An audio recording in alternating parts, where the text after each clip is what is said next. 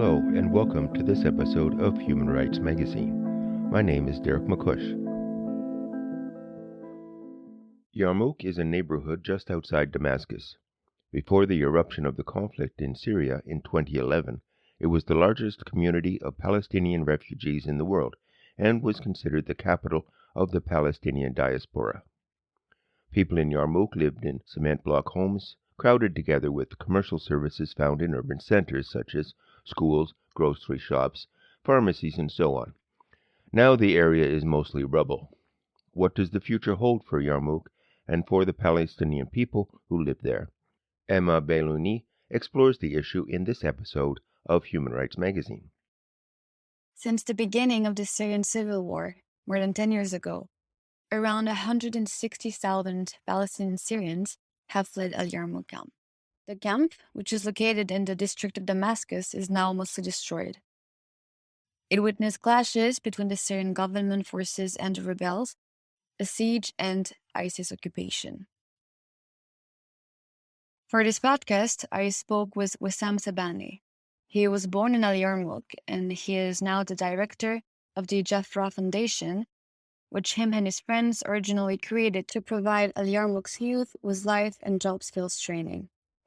Today, the foundation is an NGO providing relief, educational, and psychological support to Palestinian refugees and their host community. It is also one of the largest Palestinian civil society groups in Syria. Most of the houses inside Yarmouk have been destroyed. So the damage is so big, and not many people still have anything inside Yarmouk, like inside their homes, because most of them has been looted. But now there is around 1,200 family which went back to Yarmouk camp, and they have rehabilitated a little bit of their homes, and they are trying to survive because they cannot support the rent in Damascus and the economical situation that is very difficult now in Syria in general. I then spoke with Osama Musa. He was also born and raised in al-Yarmouk camp. He left Syria in March 2014 for Lebanon, from where he was able to obtain a visa for Canada in 2019. He has worked in the humanitarian sector for almost 10 years, and he's now a program coordinator at the Sector Foundation, a Canadian think tank. People who were displaced, they are totally broke. They lost all their financial means. They don't have any kind of livelihood. And sometimes they are living with their relatives or people even they don't know, 3-4 families in a small apartment in Damascus with a lot of security restrictions by the Syrian security. And those are displaced or strangers to the neighborhood. And all what they want, they just want to go back to their houses in Yarmouk camp. And these houses are no longer exist. In fact, Yarmouk camp was a very special Palestinian camp. Yeah, it was the capital of Palestinian refugee for many reasons. One of them is that it was a very crowded Palestinian camp, which counted between 250,000 Palestinian, but also around 600,000 Syrian in the camp itself. Besides this, this camp is the headquarters of all the Palestinian political parties since the beginning of the Palestinian modern revolution. Also, it was a very cultural camp, which also has a lot of cultural centers, youth clubs, and youth organizations. I think the main thing that make it more special is that it was also a very active in kind of economical and productive area. That is, this camp was containing very big markets of clothes, cars. Most of Yarmouk people have evacuated because of the crisis and because of what happened to Yarmouk camp. So a big number of Palestinians have left Syria and reached Lebanon and Turkey, and some of them are in Jordan. Also, big number have reached Europe and other countries. And also, big number around 70,000 to 125,000 is around the Palestinian camp itself in Damascus. Since 2018, it was very difficult to enter to Yarmouk. There was a very restricted security procedure, which also make many people afraid to enter to Yarmouk camp. Procedure now is more easy for people to go and see their homes. But if you are in Lebanon or in Turkey or in Jordan, of course you will not come to see your house because you will not guarantee that you will come back to this country. Because Palestinian is not allowed to access Lebanon or Jordan or Turkey or any other place. Normally, the Palestinian refugee is under the mandate of United Nations Relief and Work Agency. In the meantime, UNRWA is facing a big funding gap because of the international policy, and the Trump administration has cut the funding for UNRWA. Also because many other states is donating for Syria and for other crises. So Palestinian refugee crisis is beginning to not be that much interesting. The legal status of Palestinian Syrians and the level of barriers we face whenever we want to apply for anything, including if you just want to study. It's much more complicated for Palestinian Syrians to get to Lebanon because it depends on how they identify the Palestinians. Will they treat them as Syrians because they carry travel document issued by the Syrian government, or they're going to treat them as refugees? Because if you are Palestinian from Syria, you don't have a passport, you have a travel document. And this makes them deal with you like any refugee from Africa or any country, which is very difficult in Lebanon. Sometimes you don't need the passport as Syrian up to 2014 to enter Lebanon. Then because of the number of Syrians managed to reach Lebanon as refugees, they change the procedure, they make it more complicated for Syrians. But for Palestinians, it became kind of impossible. You need to get a security permission, which is completely not clear how to get it. You need to know someone who will submit a request. You have no right to work. The residency, you have to renew it every 3 months, like you are a foreigner visiting Lebanon. But weirdly, to apply, you need to leave Lebanon every 3 months and come back, but you cannot leave. So they will just have you come to the general security in Lebanon, declare what you are doing, where are you living, etc. Apply again without leaving the country, but this will just give more and more anxiety to people. And every 1 year, they need to pay the fees for residency. It's about $200. In most of the cases, they have no source of income. And most of the cases, the United Nations or the UNRWA was covering these fees by paying it directly to the Lebanese government on an annual basis. And when they don't pay it, Palestinian Syrians in Lebanon will pay the price. I'm talking about like individual, but just imagine a family with like 5 or 6 members that they need to do this and pay $200 annually. So I talk about like over $1,000, which is impossible for those people that they are not even allowed to work. The Palestinian Syrians were completely lost. They were the most vulnerable. Most of them choose just to leave in many ways, including legal immigration, or like my case and my mom, we were able to manage secure, let's say, legal settlement to Canada. For women, there are even more obstacles.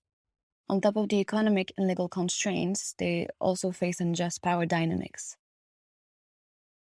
When you are talking about getting to cross the border to a more safe place, the priority will be given to the civilian men, because they are either going to be recruited by one of like the armed groups if they are in the opposition area, or they have the military service imposed by the Syrian government on all male above 18.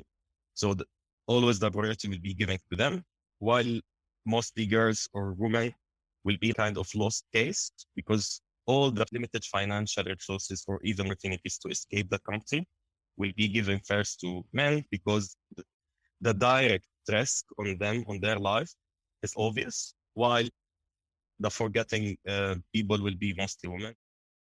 And also it's worth to mention, women at that case, they need to deal with what we just mentioned, that there's a war, there's a conflict, there's a lot of unprecedented situation changing every day with a lot of risk around them, but also they are around unjust power dynamic, because although they are trying to survive and manage the basic livelihood for themselves and their family or household, they are being faced by the power dynamic that they are not those who's deciding how the resources will be managed. If there is like limited resources, let's say, of food in the camp, in Jordan camps or in Lebanon camps,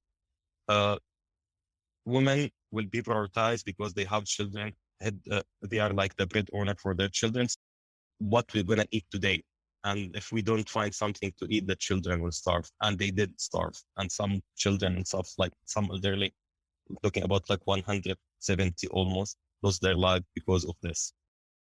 Musa and Sabani both agree that because of the economic and political situation in Syria today, it is still too early to speak about reconstruction. I remember a lot of surveys conducted in 2015, 2016, funded by EU, because they were the main affected because of the displacement and also the illegal immigration. Even it's like just refugees trying to find a safe haven for them and their children. But the question will be, are you willing to go back to Syria? This is what you see in the study. Then the options will be like, what's collapsed, or like if the regime changed, if it's like safe, if the rebuilding started, if ISIS was defeated, blah, blah, blah. So there's these options. So there's a condition.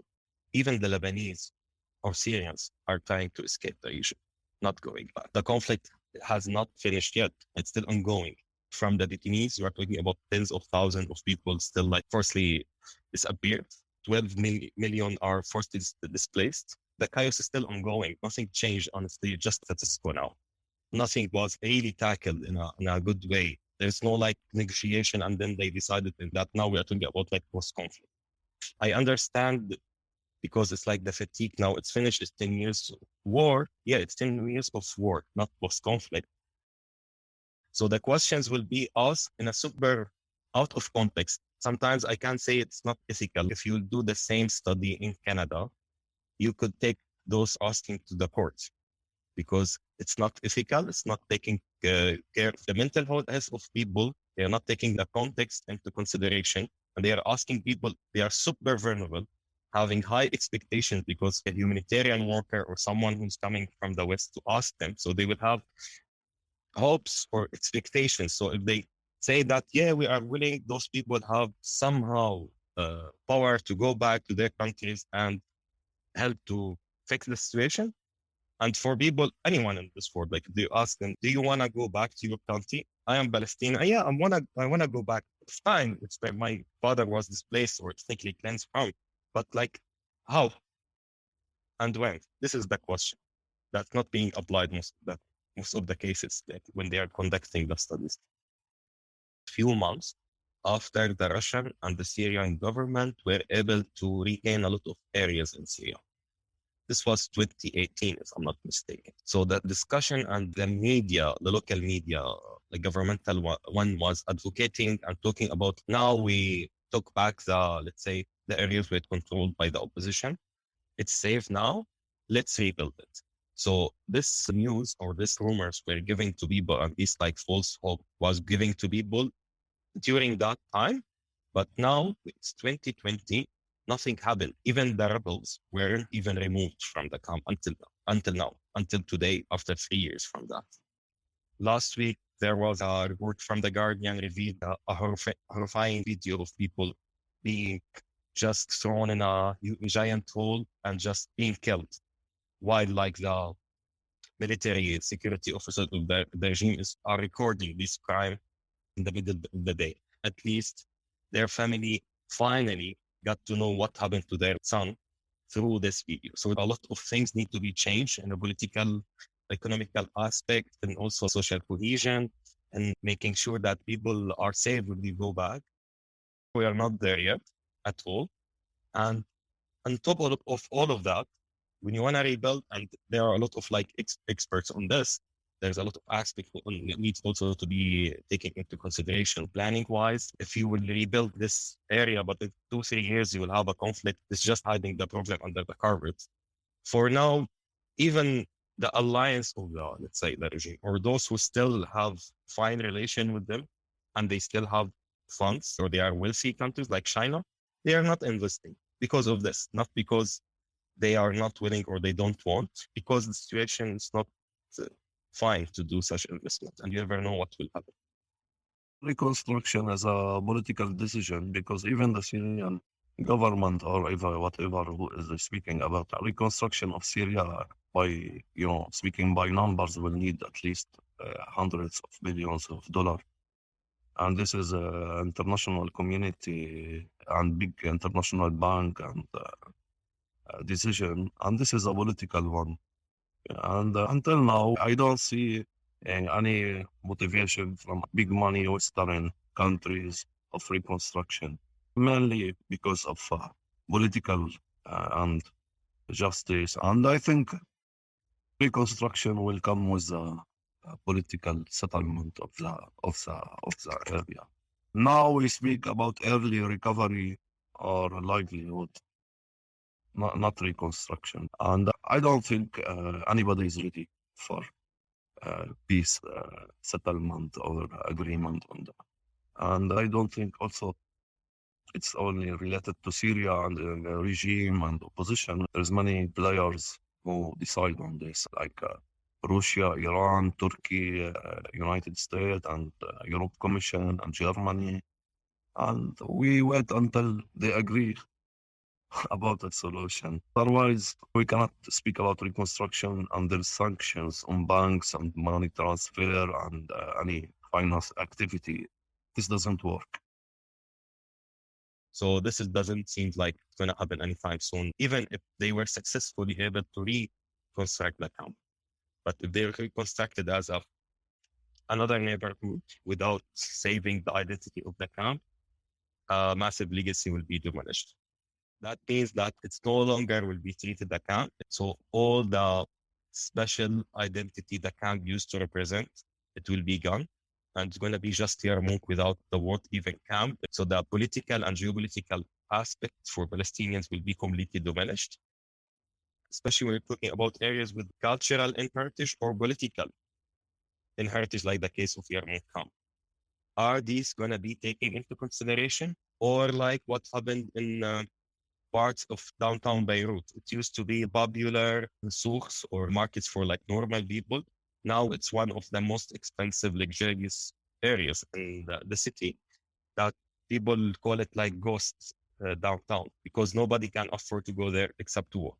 So it's going to be taking into consideration this aspect, like who used to live there. Are we going to follow the Syrian dictator about a harmonized Syria? He used this term, I believe the first time it was 2014, then 2016.